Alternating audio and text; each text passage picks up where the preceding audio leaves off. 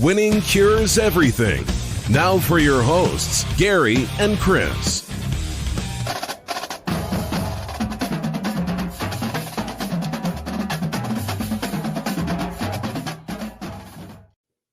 What's up, everybody? This is Christopher Giannini with Winning Cures Everything, coming to you solo. This is the Wednesday NFL edition of the show. I am recording it Tuesday night.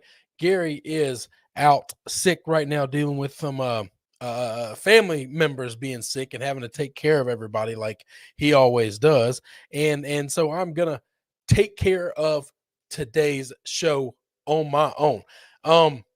Been a while since I've had to do one of these solos, so bear with me. I know that wild card, super duper wild card weekend is what everybody kept calling it because we had an extra wild card game. I love the extra game. I like getting extra football.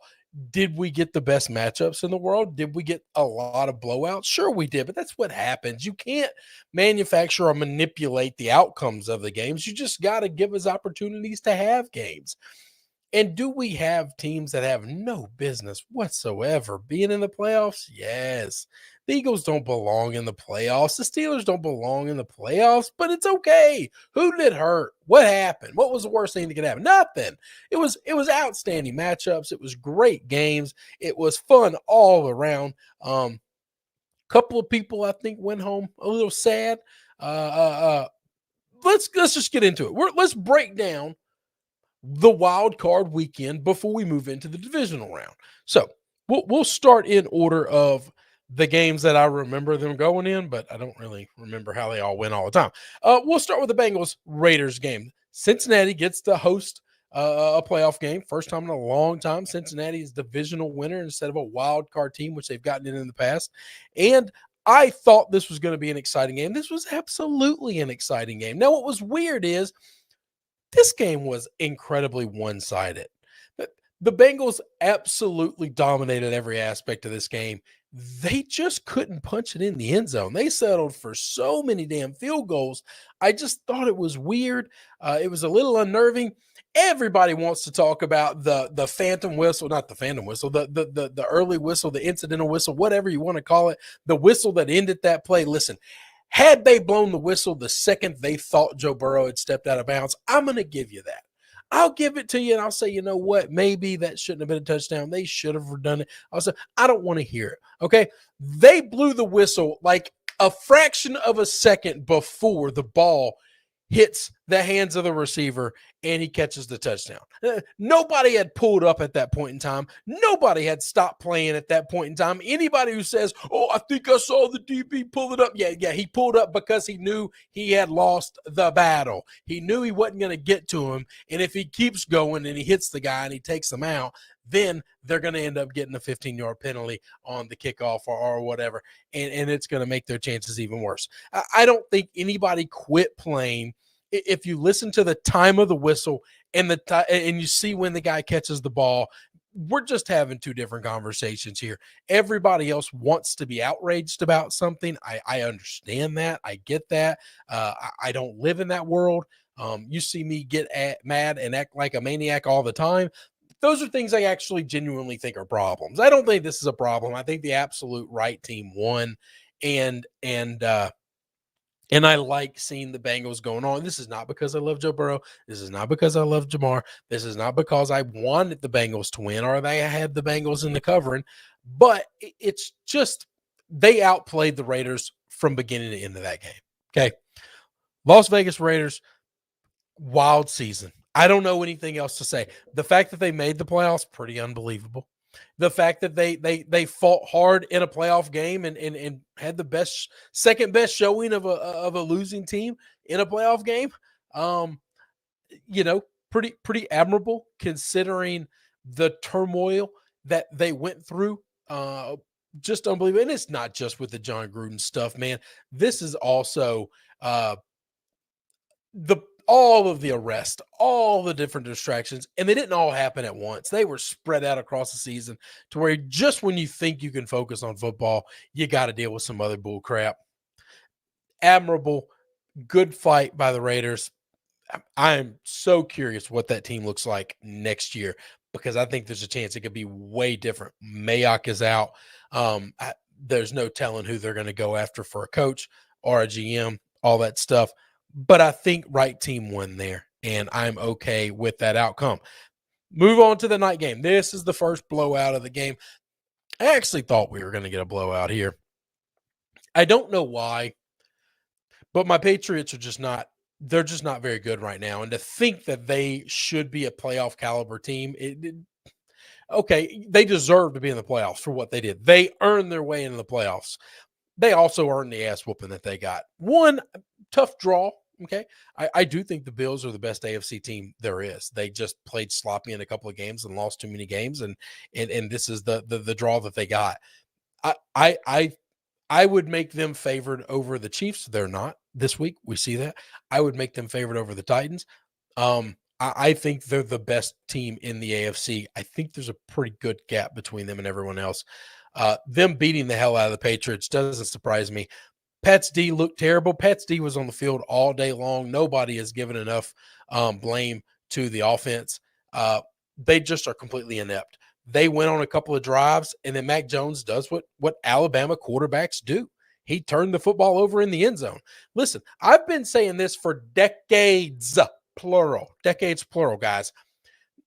It is a real tough pill to swallow when you take a quarterback from college who has never faced adversity in his life, and you put him in a pro style set in a professional atmosphere where the talent gap between him, his teammates, and the opponents is nothing.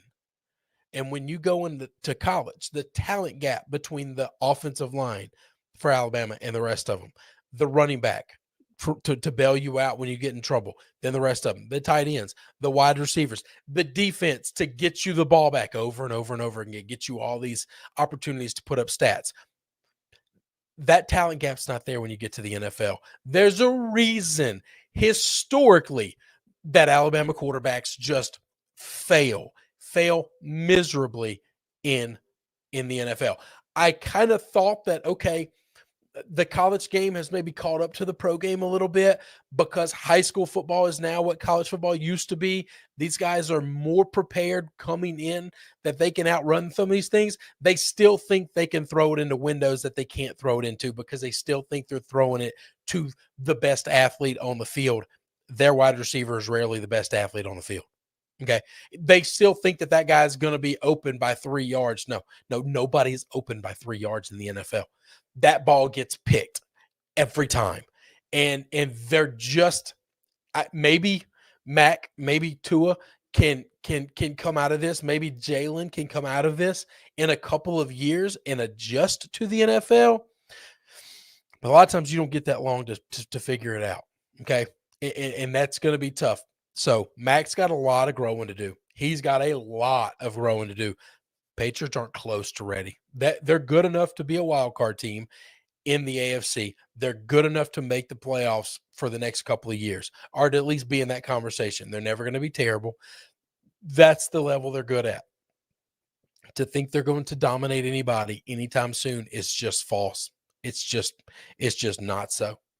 That was a bloodbath, and there's nothing you can say about it. The Bills are the king of the East for a while until somebody else can come in and knock them off.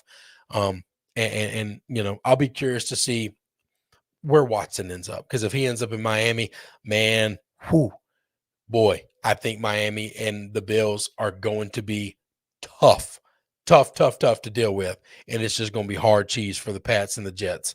And that's just the situation. Let's move on. Let's get out of Saturday. Let's get to Sunday. The best thing about having my team take an ass whooping in the first round of the playoffs is they did it Saturday. And so by the time you get to listen to everybody crush all these teams in the playoffs, they're only crushing the teams from Sunday because they don't even remember Saturday happened. And it made me so happy, so happy. The Tampa Bay Buccaneers dismantle at every point in the game of the Eagles. This is a different class of talent. This is a different coaching staff that just knows what they're doing, as opposed to a young, very inexperienced Eagles coaching staff. The Eagles were the team that didn't belong out of all the teams that made it. And I don't think that getting to the playoffs and getting drummed like this is a bad thing.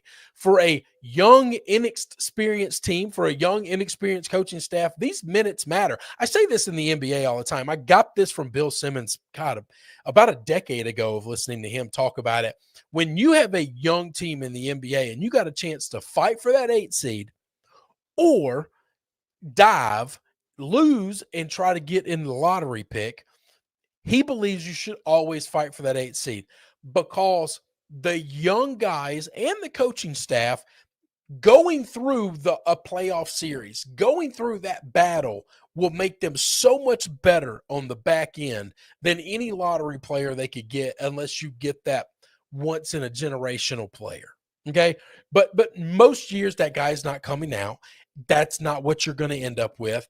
And it's just a matter that those minutes are important. You can grow so much as a player in those games. I don't think this was a bad thing for the Eagles. They got beat from pillar to post, goalpost to goalpost. It didn't matter. There was not a point in the game where they looked capable, competent, or like they were the same class. The difference is I think they can learn from that. I think that's more important to them than meaningless regular season games. I just do. And here's the thing: if you don't learn from that, then I can't help you. But you had an opportunity to watch a master on the other side, and not just him, but his coaching staff. I think both of those coordinators are in the conversation for head coaching jobs. I think they're unbelievable, and you got a young, inexperienced coaching staff got to look across the other side. And they're going to get to own that film forever and hopefully learn from that. So I think that's important for the Eagles.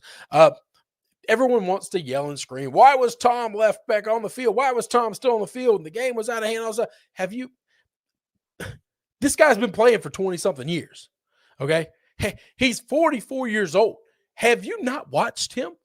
Tell me when he comes out of games. Someone point to a playoff game or even a meaningful regular season game where they are drumming the hell out of their opponent and Thomas is sitting on the bench. Someone give me evidence of that. Now, if you've got 20 years of evidence, talking heads that do this for a living, that cover this sport, 20-something years of evidence that shows this guy's going to play until the end of the game, why do you think screaming on social media are going out, after the game is over with or whatever, and just completely ripping him for? Why would people who've done things a certain way their entire existence and they've been wildly successful, more successful at what he does than maybe anybody else has ever been successful at anything that they've ever done? And you think that he's going to change because he could get hurt at any time. This man does not play this game with any fear at all. Okay. He's not reckless. He's not careless, but he absolutely has no fear of the game of football whatsoever. And it's one of the things that I'm just so endeared to him. I've been a fan of his for his entire career. And I've seen all of his games. I've seen every playoff snap he's ever taken. I've been there for them all. And I'm just so enamored and I'm just so in love with watching him play, but I'm a fan. You who are not fans and you're journalists or you cover the sport or whatever it is, why do you think somebody would do something different today than they did not 20 years ago, but over the course of 20 years? I just don't understand why you would use the energy to yell and scream about something that you know the answer to. You just already know it. And you just want to, do you think that, I don't know, that shows that you care about player safety maybe more than somebody else? Or what do you get out of it being the person that yells? That's the question I have. That's what I want answered is what do you get out of screaming? Why is he still in the game? Why do you care? If you're a fan of that team and you want to ask that question, I don't know how to answer you because this is the quarterback you went and got. Okay. And you should know what you went and got. All right. He knows what he's doing out there. If he goes down on a meaningless snap of a game, I don't know what to tell you.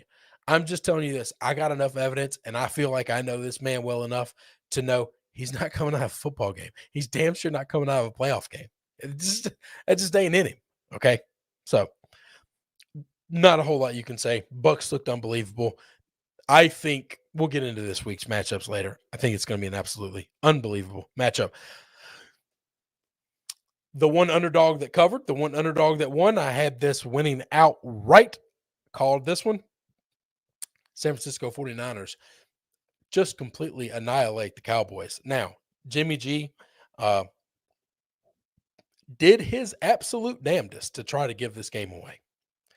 But he didn't. And he played well enough early to where his mistakes on the back end didn't cost his team. Pretty unbelievable. I went and looked because I have enough Cowboy fans friends in my life who were saying, why?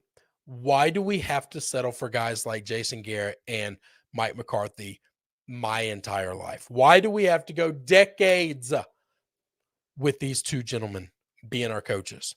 And the first thing I went to, because I remember looking this up years ago, Jerry, with all his money and all his power and all his influence, Jerry has one great egotistical, arrogant flaw.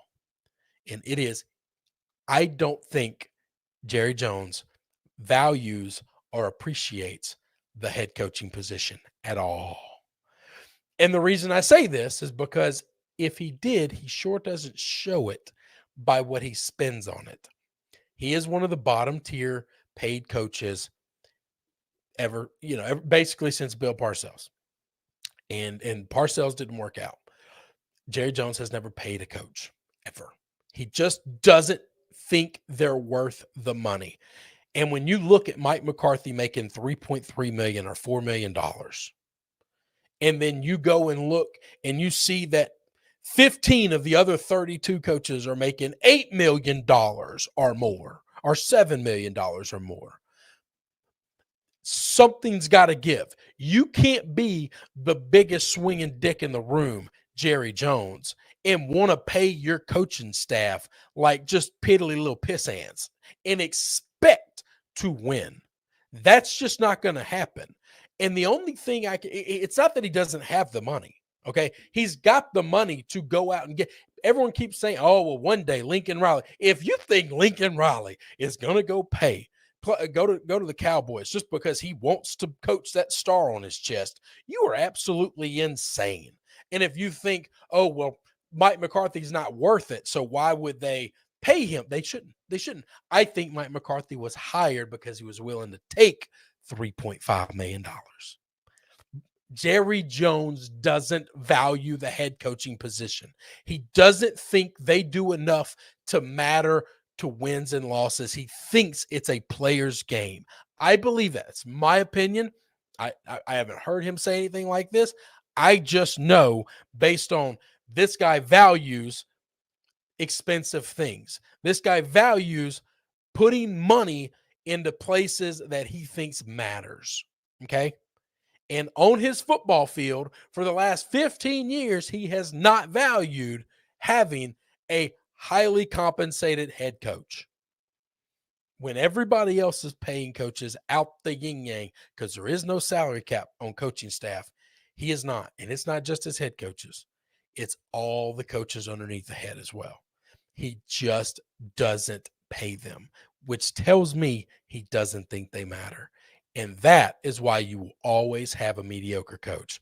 That is why there is not enough talent on a football field to outrun great coaching.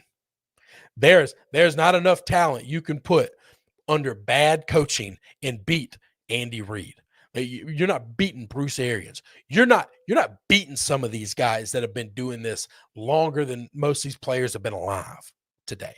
You're just not. Your talent gap isn't that big. It's not that good. All right. And then the new guys, Sean McVay and Sean McDermott and Kyle Shanahan. Yeah, yeah. You better have a hell of a talented team if you think you're just going to roll out of bed and any dumbass coach can go beat those guys. All right. Now let's talk about the players on the field in this game, because I thought this was the most exciting game. This actually mattered. I'm going to tell you, I've been saying this. If you follow me on Twitter at all this year, Deebo Samuels is the best football player I have watched on the field. I know that everyone just automatically says it's Aaron Donald's a freak. Aaron Donald's an absolute monster. We have what Aaron Rodgers does is unbelievable. I'm going to put Deebo up there in that same category. Okay. From an offensive weapons perspective, nobody is more dangerous than him. He can run, he can throw, he can catch, he can get yards after the catch. He can get open in the middle of the field. He can hit the edges. This guy can make you miss. He can outrun you. There is nothing from an offensive skill position perspective that he can't do. There's nothing. He's the most dynamic and electric player on the field when he's on the field. I'm really excited to see him play up in Lambeau against Green Bay. I don't know if the cold is going to mess with San Francisco that bad. I just know that when Deebo's on, he's just a player now that I'm just turning the TV on. And I don't care if it's a garbage game. I don't care if it's a junk game. It doesn't matter. I'm going to have an eye on Deebo at all times from here on out. It's just made for TV. Dak, talk about the losing side. They couldn't run the football very well. Dak was good in spots, but I mean, he looked like his season this year. There were drives that they went on where he looked unbelievable and didn't miss anything. And then there were drives where he looked like he didn't know how to play football anymore. And I thought this one game was the perfect acclamation of what we saw the Cowboys regular season be. When they played bad teams, they beat the hell out of bad teams. And when they played good teams, they really, really struggled. It was an interesting game.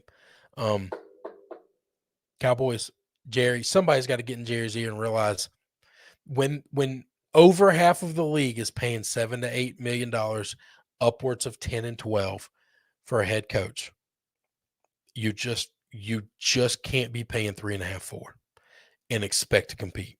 You can't. That's just it. So somebody's got to get in Jerry's ear. Let's get to the Sunday night nightcap. I made two big. I went pretty good last week in all the picks. I went 5-1. I only lost the Pats game, and I only picked that one out of heart and love for my team. I made two great proclamations, though, out of all the picks that I made.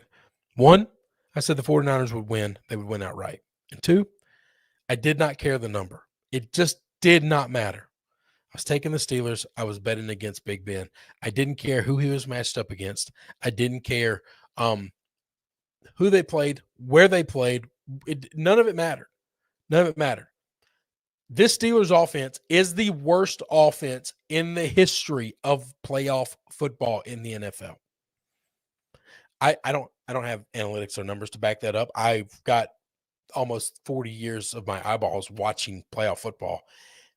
And I'm going to tell you, this is the worst offensive football team I have ever seen. All of their yardage came in garbage time. At one point in time, we were midway through the third quarter. It was 35-7,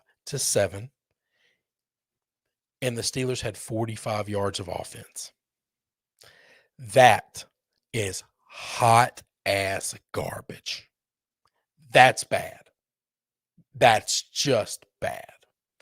So, the two big proclamations. Niners win outright. Chiefs, any number you want to give me, I'll take it. Don't care, not afraid. And yeah. It worked out. It worked out well.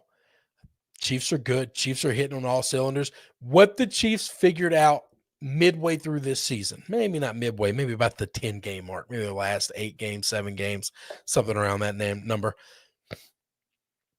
They have figured out something with this defense. They are slow. Now, I know this is a garbage offensive team to pull that from, but I'm taking this from the last several games leading up to this.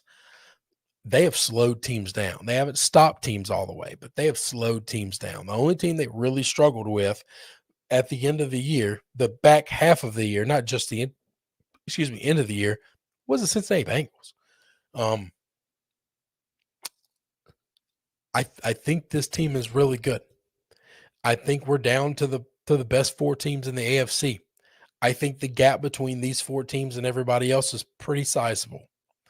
And if you made me rank, so this is the last AFC game we're talking about. If you made me rank the AFC teams as to who I think is better talent-wise, who's a better football team, and who I would favor over who, I would have the Bills 1. All neutral site, figuring that out. Bills 1. I'd have the Chiefs 2. I'd have the Titans 3. I'd have the Bengals 4. I do think it's pretty tight. Now, the Titans got the number 1 seed. They were rewarded that. Yeah, they basically got 4 bye weeks. Okay, that happens. That happens. You know, sometimes you just got 2 really bad teams in your division. They got 2 really bad teams in their division. But I still think they're a good team, and we'll get into the AFC when we get to breaking down. Last game, another just absolute game that doesn't matter at all. Rams completely destroyed the Cardinals. We got a couple of years in a row now where this Arizona football team has looked good at the beginning of the season. And when they get to week 6 to 9, they completely fall apart. And everybody gives them fits. Everybody gives them struggles. Everybody gives them problems. And they lose a lot of football games. Now, this Rams team is real good. But it seems like whatever Arizona's doing, now I'm not smart enough football-wise to be able to pick apart why one team is able to destroy another team physically sometimes. But it seems like whatever Arizona's doing to be successful in the first couple of weeks of the season, when they play a team a second time in their division, which you have to, that never goes well for them. And then when they, have to play them for a third time in the playoffs like this, yeah, they have no chance. They have no chance. That other team knows everything about what you can do. And everyone can say, oh, well, they don't have Hopkins. If you think Hopkins is going to make the difference in that game between the Cardinals winning and losing, or the Cardinals even being competitive and losing, that guy's amazing. I think he's one of the best receivers I've ever watched play football in my life. He ain't close to helping pull that team out of the depths of despair that they found themselves in on Monday. Cardinals got to go back to the drawing board. This team was like 4-8 finishing the season out, or 4-6 or something like that. They had a losing record in their last 10 games, and it wasn't good. It was bad. I don't know how you fix that. And here's the problem. They win so much so early that they're never going to be bad enough to make wholesale changes that I think probably need to happen to stop this. That's an interesting situation for me. I don't know what this means for Kyler Murray. We're way too young in his career to be using words like legacy and all this stuff. We don't know what it means for his career. We don't know. Okay. He's a really exciting player, but man, he did not look good. He did not look good in this game. He did not look good the back half of the season.